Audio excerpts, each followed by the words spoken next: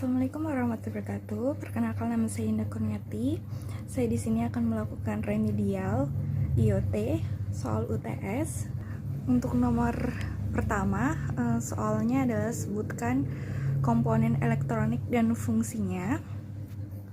Untuk jawabannya akan saya bacakan. Nomor pertama, komponen elektronik itu disebutkan ada 5. Pertama itu adalah resistor. Resistor adalah komponen elektronik yang berfungsi untuk menghambat dan mengatur arus listrik dalam suatu rangkaian elektronik. Untuk yang kedua ada dioda, adalah salah satu komponen aktif yang dihasilkan oleh persambungan antara bahan semikonduktor tipe P dan tipe N. Untuk selanjutnya ada kapasitor, merupakan komponen elektronik pasif yang dapat menyimpan muatan listrik dalam waktu sementara dengan satuan kapasitas adalah farad.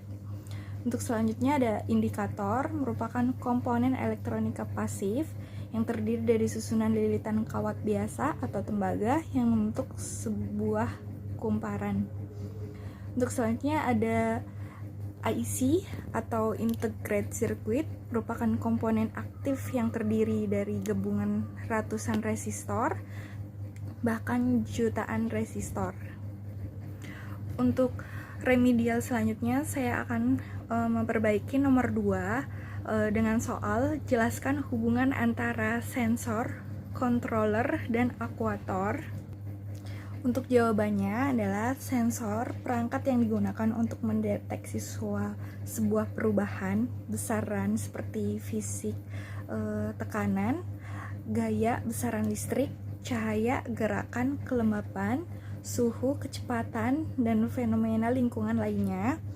Untuk sensor sendiri ada sensor aktif dan sensor pasif.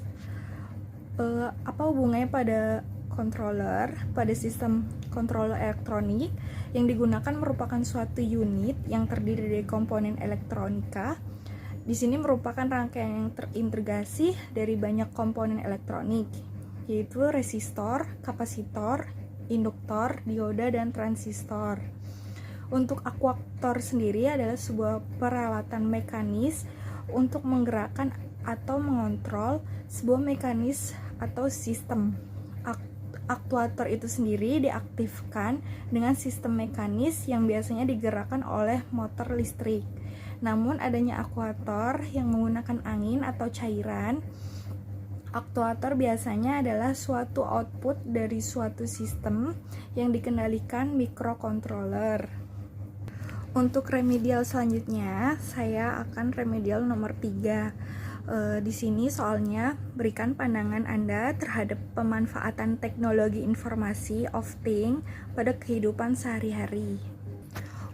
Di sini saya akan menjawab pertanyaan nomor 3, di mana contoh penggunaan Internet of Things lainnya dalam kehidupan sehari-hari antara lain seperti smart appliance atau kompor, lemari, mesin cuci, pengering, mesin kopi, smartphone, bahkan dan TV.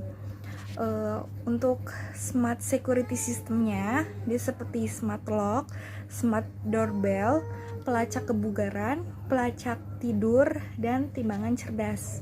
Untuk IoT telah menjadi hal yang biasa dalam kehidupan, jadi hampir semuanya kita temuin dalam kehidupan sehari-hari yang membuat hidup lebih mudah dengan cara yang mungkin kita sendiri merasa nyaman dan kita sadari penggunaannya banyak kita lakukan di pekerjaan, di rumah, atau di lingkungan. Kenapa IoT sangat berperan penting dalam kehidupan kita? Karena dengan adanya IoT, kita lebih mudah, lebih praktis, lebih efisien, dan mempercepat pekerjaan yang bahkan kita sendiri susah untuk melakukannya. Tapi dengan adanya IoT ini mempermudahkan kita untuk melakukan pekerjaan atau bidang lainnya. Untuk soal nomor 4, saya akan melakukan remedial, di mana soal ini menjelaskan tentang rangkaian Arduino Uno. Untuk selanjutnya saya akan menjawab dengan penjelasan saya. Untuk jawaban dari soal nomor 4 di atas, di dalam gambar tersebut terdapat komponen rangkaian yaitu Arduino Uno, di mana terdapat push button, 2 resistor, LED ditambahkan push button yang digunakan untuk menyalakan LED, ditambahkan juga resistor yang digunakan sebagai pull down untuk menghubungkan push button, resistor, dan Arduino Uno seperti pada gambar di samping.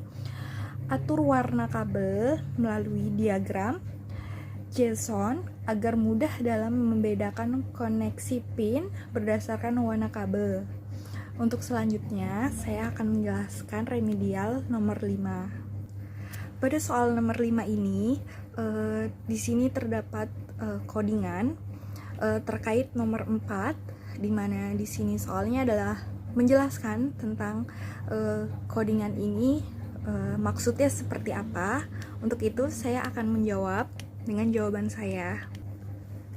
Saya akan menjawab nomor 5, di mana void stop tutup kurung. Fungsi void stop itu sendiri dijalankan pada saat scat atau program Arduino dimulai.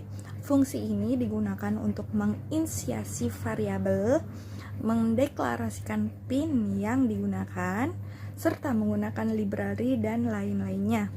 Fungsi void stop atau kurung buka tutup ini hanya akan dijalankan sekali saja setiap Arduino mulai atau saat di restart. Untuk selanjutnya ada void loop kurung tutup.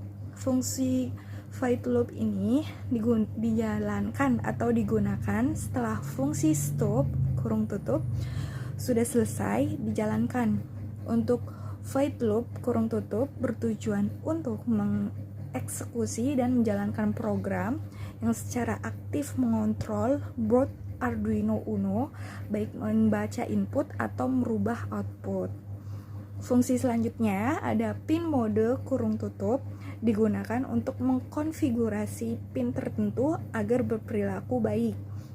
Seperti sebagai input atau output, dimungkinkan untuk mengaktifkan resistor pull up internal dengan mode input garis bawah pull up.